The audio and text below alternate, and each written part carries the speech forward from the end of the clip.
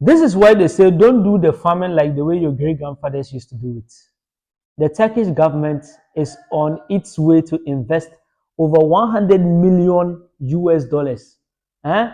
Over 100 million US dollars in the health sector and the agriculture sector of Ghana. So imagine you are a livestock farmer and you are a crop farmer. The question you need to ask yourself is, would you get any of this aid? Would you get any of this sponsorship to help your farming? In this video, I'm going to be sharing with you two things that you need to have installed as a current young farmer, whether livestock farming or crop farming. So if this is your first time, kindly subscribe to the channel. Don't forget to press the bell button so that you get notified whenever we post our new videos. Currently, we've gotten the news that the Turkish government is on its way to invest 100 million US dollars in the health sector and the agriculture sector of Ghana. So, as a young farmer, you have to ask yourself, would you qualify for this kind of scholarship? Would you qualify for this kind of sponsorship? Would you qualify for this kind of aid? Though I understand that most at times a lot of funding are coming into the country, whether US government, individual NGOs and stuff, they are bringing funding into the country. Some are even there to support women, whatever it is. A lot of funding are coming into the system. But the question is, why is it that you as a farmer, whether you're a livestock farmer or a crop farmer, you know they get some? Why say you know they get some? Because when you are able to get the funding, you'll be able to what? Help your farm. You'll be able to increase the number of livestock or the size of your farm. You'll be able to do a lot of things. You'll be able to get machinery. You'll be able to get medication for your livestock, or insecticide for your crops, whatever. You'll be able to expand and grow quicker. But most of the times we don't think about how we can get this kind of funding. All we just think is what we have, is we use what we have to get what we want. But sometimes the small money you use to do into the farming, imagine you have a bigger amount of money. Would you do the same farming, or would you do the farming the same way you're having it now? No. So a lot of funding are coming to the country that you and I, as a current generation, Gen Z type of farmers, you need to place yourself in a position that can help you get this kind of funding. Number one is that when the funding comes into the country, a lot of funding comes in the country, and when the funding comes, though we know that some allegedly government officials, they usually sit on them, and they sit on this kind of funding. Actually, sikana bakra na mo de kakra cheche edi amamo. Now, how much they will share it among themselves and things. We know those things allegedly. But even with that, some farmers still get funded. You understand? Some of the farmers do get funded. So if you're a young farmer, these are the two things you need to have in place. Number one is to have a social media presence. You are doing livestock farming or you are into crop farming. You don't have a YouTube channel.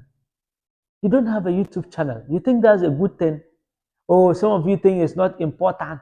I don't even have time. Hey, you should have time. Because having a social media presence can give you what you don't expect. Look, one, it can give you a lot of customers. It can give you a lot of investors. You understand? You'll be able to share your knowledge to people to benefit. So some of you are into farming, you are into crop farming, livestock farming, and you don't even have a YouTube channel. That is really bad. So now the investments that are coming, you think they have time to be visiting every farmer? No. So people who have, YouTube channels are the people, maybe, they will be watching your videos and see how your farm is and think, nah, this person, we can support him, and then they will come and support you.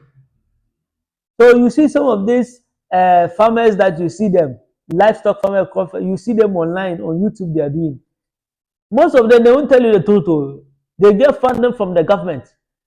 They get funding from the government to continue doing the farming.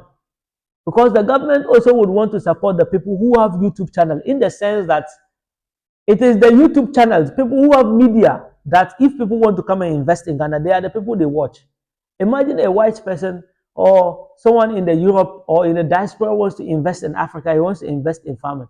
The first thing the person will go is to go on YouTube to go and search how livestock farming in Ghana, cattle farming in Ghana, sheep farming in Ghana, crop farming in Ghana, maize farming in Ghana, the best farming practice in Ghana. It is on YouTube, they'll go and check.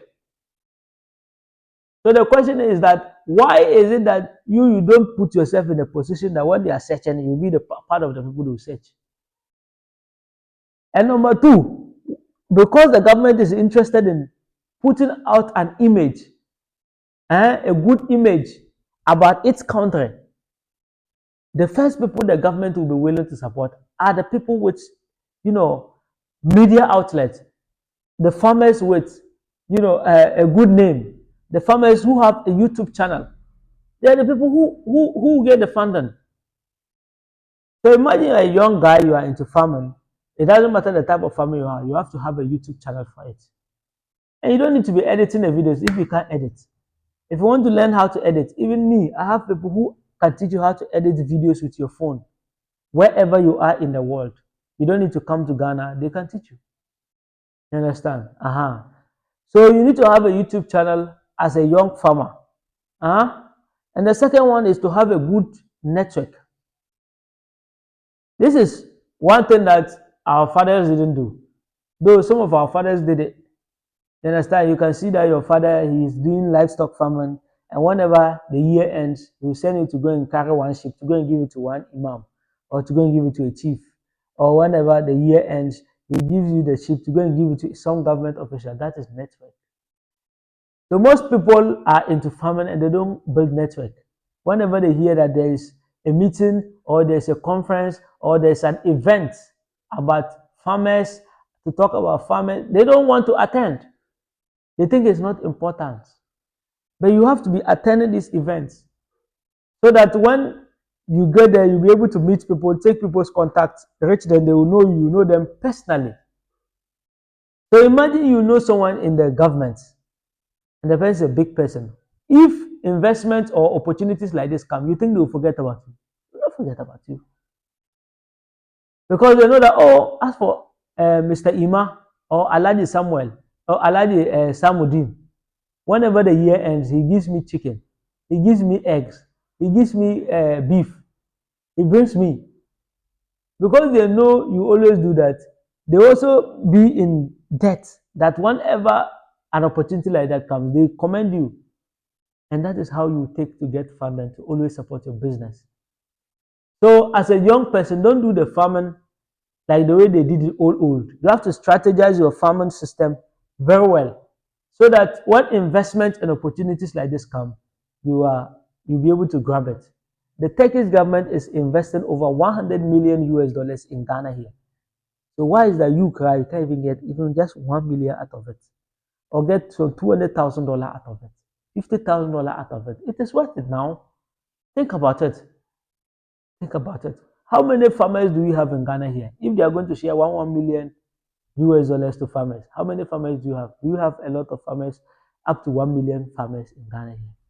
That they are available online, that they have a social media presence. Government don't know them. So if you are into farming, whether it is crop farming or livestock farming, you have to build a YouTube channel, and you also have to build a good network of people where people can easily reach you. People, you have good network of people in your community, whether your district, your municipal, your village. You have to let the chiefs and everybody know you, so that whenever opportunities like this come, you'll be one of the first people they will remember. So this is the news that I have to share with you. If this is your first time, kindly subscribe to the channel. Don't forget to press the bell button so that whenever we post our new videos, you get updated. Welcome to African Farms and Culture. Bye-bye. Salam.